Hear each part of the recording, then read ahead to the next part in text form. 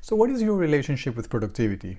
Is it a healthy one or is it a toxic one? You see, every now and again, I see people getting praised for pulling an all-nighter or for working during the weekend or for leaving the office very late at night. And don't get me wrong, I have nothing against determination and perseverance. What I do have a problem with is when these behaviors begin to degrade our physical, mental, and emotional health. So what are the telltale signs of you having a toxic relationship with productivity? Well, first of all, the most obvious ones.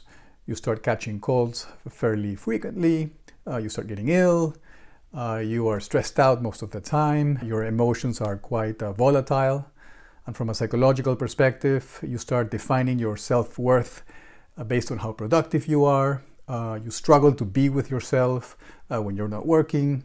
Whenever you take some time off or whenever you take a break, you start feeling guilty. So in general, every time you're not being productive, creative, or when you're not working, you have feelings of lower self-worth. So what can we do to shift and transform a relationship with productivity from toxic to healthy? It's by doing the basic things right and being consistent. And what do I mean by the basics?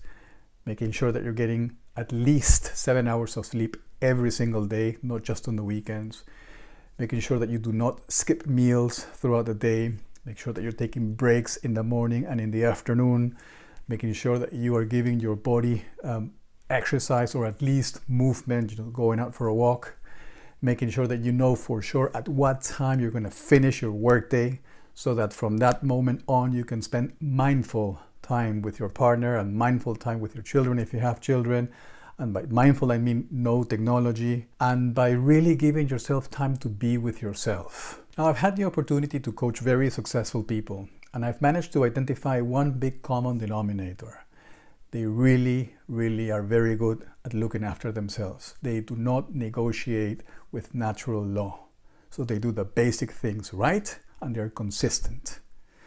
Now, if you have expectations of yourself that lead you to engage in these unhealthy behaviors, just ask yourself one very simple question.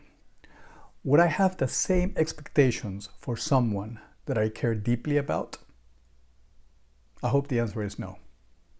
I'd love to read your comments. So if you want to know more about this topic or any topics in connection to your personal development, make sure that you subscribe to this channel. And if you like this video, make sure that you share it. Always at the service of your well-being.